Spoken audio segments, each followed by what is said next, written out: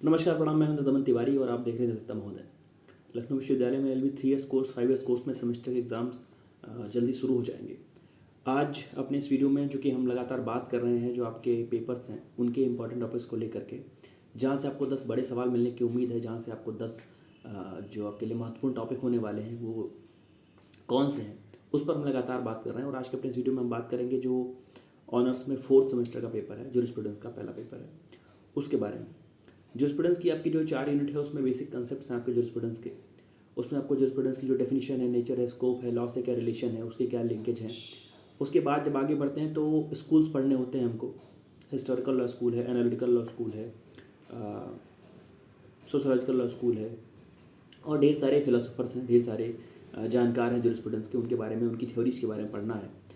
और उसके आगे कुछ बेसिक कंसेप्ट्स हैं, पर्सनालिटी है, ओनरशिप है, वेरिएशन है, इस प्रकार का है, और मॉरलिटी से उसका रिलेशन है। तो इस प्रकार के आपके चारों यूनिट को बांटा गया है और उनमें आपके टॉपिक्स हैं। तो हम आज बात करेंगे वो सारे सवालों के जो आपके लिए बहुत ही ज़रूरी होने वाले हैं। पहला सवाल जो आपको मिलने की उम्मीद है, जूरिस्प्रूडेंस के नेचर स्कोप को लेकर के, कि जूरिस्प्रूडेंस का नेचर कैसा है, उसकी प्रकृति कैसी है, और कला है या विज्ञान है, इस प्रकार का सवाल।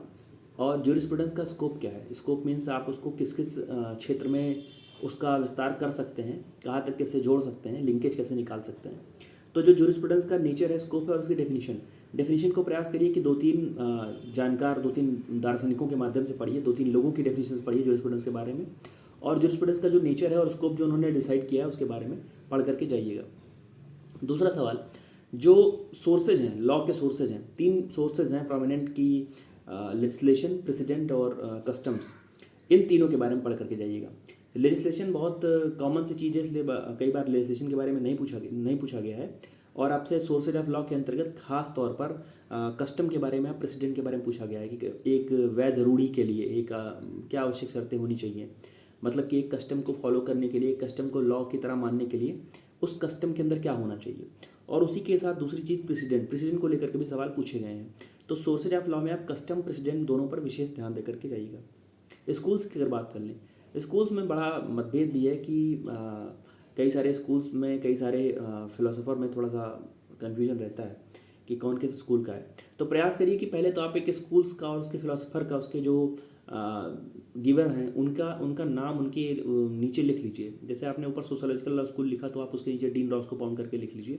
तो थोड़ा सा आसान हो जाता है आपको ये जानने के लिए कि कौन किस स्कूल का है। जिस स्कूल से सवाल सबसे ज़्यादा पूछे जाते हैं वो हिस्टोरिकल लॉ स्कूल है। सेवेनी को लेकर के सवाल पूछे गए हैं, हेनरी मेन को लेकर के सवाल पूछे गए हैं। स्टेटस टू कॉन्ट्रैक्ट थ्योरी जिसको बोलते हैं, केल्सन का प्योर थ्योरी खूब पूछा गया है। केल्सन की जो प्योर थ्योरी है वो खूब पूछी गई है। और एरिस्टोटल के बारे में नेचुरल लॉ स्कूल से ना पूछ करके जो थ्योरी ऑफ जस्टिस है वहाँ से पूछा गया है। तो आप हिस्टोरिकल लॉ स्कूल में सेवेनी और हेनरी मैन को कायदे से पढ़ करके जाइएगा, और रॉस्को पाउंड को कायदे से पढ़ लीजिएगा, और केल्सन की थ्योरी को भी देखिएगा। उसके बाद जो नेचुरल लॉ स्कूल है और पॉजिटिविज्म, सकारात्मकतावाद, तो आप नेचुरल लॉ स्कूल को भी कायदे से पढ़िएगा, वहाँ से भी सवाल आने की उम्मीद है। उसके बाद जब हम आगे बढ़ते हैं तो बेसिक कंसेप्ट ऑफ राइट और बेसिक कंसेप्ट ऑफ लॉ में होफील्ड का जो एनालिसिस है, होफील्ड का जो राइट्स के बारे में एनालिसिस है, पिछली बार जब भी सवाल आया था तो उनका जो पूरा नाम है, न्यूली हिकॉम करके शायद नाम है उनका, WH करके है, WH होफील्ड। तो वो पूरा नाम पूछा गया था तो लोग चौंक रहे थे कि ये क्या नाम है। तो आप होफील्ड को जब पढ़ रहे हो तो होफील्ड का कम से कम पूरा नाम भी पढ़ करके जाइए। तो होफील्ड का राइट्स के बारे में क्या ओपिनियन है, होफील्ड का राइट के बारे में क्या विचार है, और उन्होंने अधिकार को विधिशास्त्र के अंतर्गत, जूरिस्प्रूडेंस के अंतर्गत कैसे रखा है, कहाँ पे रखा है, कहाँ पाया है, इन सारी चीज़ों को आप कायदे से पढ़ लीजिएगा, आपके लिए महत्वपूर्ण होने वाला है। बेसिक कंसेप्ट ऑफ लॉ में जब होफील्ड के राइट्स के एनालिसिस के आगे बढ़ते हैं तो जो जस्टिस की थ्योरीज हैं, और जब जस्टिस की थ्योरीज हम पढ़ रहे हैं तो वहाँ पे आपको जॉन रॉल्स का ओपिनियन कायदे से पढ़ करके जाना है कि जॉन रॉल्स ने जस्टिस के विषय में क्या कहा है। जॉन रॉल्स के साथ आपके लिए एक बहुत ही ज़रूरी व्यक्ति और है रॉबर्ट नॉजिक। तो जॉन रॉल्स और रॉबर्ट नॉजिक दोनों के बारे में कायदे से पढ़ के जाइएगा कि जो जस्टिस की थ्योरीज हैं, एरिस्टोटल ने भी दी थी, पॉलिटिकल साइंस में आपने पढ़ा होगा। तो जो जस्टिस की थ्योरीज हैं उसमें इनका क्या ओपिनियन है, क्या विचार है, रॉबर्ट नॉजिक का, जॉन रॉल्स का। कई बार रॉल्स के बारे में पूछा गया है, और जब नॉजिक पे सवाल आए हैं तो एक निबंध जैसा सवाल आया है। तो दोनों के अंतर जरूर देखिएगा कि दोनों की थ्योरी है जस्टिस की, वो कहाँ पे जा करके अलग अलग हो जाती है। उसके बाद जो अगला कंसेप्ट है वो है पर्सनालिटी का। और जब आप पर्सनालिटी की थ्योरी पढ़ते हैं तो आपके लिए ओनरशिप और पोजीशन बहुत ज़रूरी हो जाता है। ओनरशिप थ्योरी ऑफ पर्सनालिटी के साथ साथ ओनरशिप और पोजीशन जरूरी हो जाता है। थ्योरी ऑफ पर्सनालिटी में सवाल इस प्रकार के भी पूछे गए हैं कि आपसे पूछा गया कि क्या जो निम्नांकित है, निम्नलिखित है, उसको पर्सन का दर्जा मिला हुआ है कि नहीं। तो नीचे आपसे ऑप्शन में पूछा गया एन आइडल, एक मूर्ति, गुरु ग्रंथ सिंह साहिब, मॉस्क्यू, मस्जिद।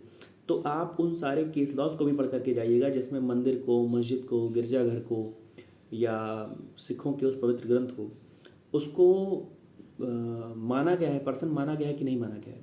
और पर्सन में एक नेचुरल पर्सन का क्या मतलब होता है, और नेचुरल पर्सन का क्या मतलब होता है, और जो आर्टिफिशियल पर्सन उसका क्या मतलब होता है। इस प्रकार के सवाल कार्पस होनी चाहिए कि नहीं होनी चाहिए, इस प्रकार के सवाल। ओनरशिप और पोजीशन दोनों को कायदे से देख करके जाइएगा, दोनों ही आपके लिए इंपॉर्टेंट टॉपिक हैं। उसके बाद बचता है जो हार्ट-फुलर का डिबेट मतलब लॉ एंड मॉरलिटी पे, कि विधि का नैतिकता से क्या संबंध है, विधि में और नैतिकता में क्या आपस में संबंध है, क्या विधि बनाते समय नैतिकता का ध्यान विशेष रूप से रखने की आवश्यकता है, क्या नैतिकता को बाईपास करके लॉ बनाने की ज़रूरत है। और इन सारे विषयों पर जो सबसे बड़ी डिबेट हुई वो थी हार्ट और फुलर के बीच में, HLA हार्ट और फुलर के बीच में।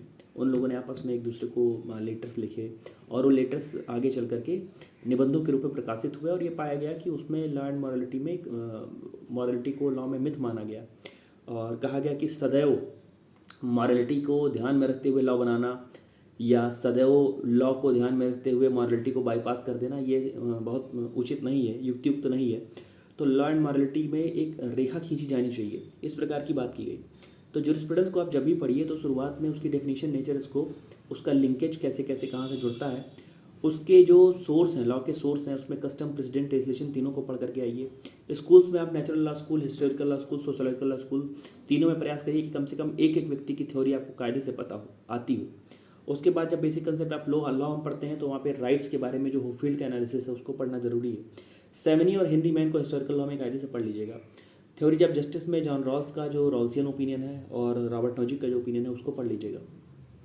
पर्सनालिटी थ्योरीज की जो पर्सनालिटी की जो थ्योरीज है वो ओनरशिप और पोजीशन, और लॉ एंड मॉरलिटी में जो रिलेशन है, हार्ट-फुलर की जो डिबेट है उसको, इतना अगर आप पढ़ करके आते हैं जूरिस्प्रूडेंस में तो उम्मीद है कि आपको यहाँ से आपके लिए 5 सवाल 6 सवाल मिल जाएंगे। तो ढेर सारी शुभकामनाएं आप सभी को जूरिस्प्रूडेंस के आपके पेपर के लिए। आपका जो अगला पेपर होगा उसको लेकर के मैं जल्दी उपस्थित हो जाऊँगा। तब तक जुड़े रहिए मेरे साथ। किसी प्रकार का कोई सुझाव देना हो, कोई शिकायत समीक्षा हो तो आप कमेंट बॉक्स में आकर के लिख सकते हैं। जल्दी हम आपके नए पेपर के मतलब अगले पेपर के साथ आपके समक्ष उपस्थित हो जाएंगे। तब तक जुड़े रहिए मेरे साथ। धन्यवाद, प्रणाम।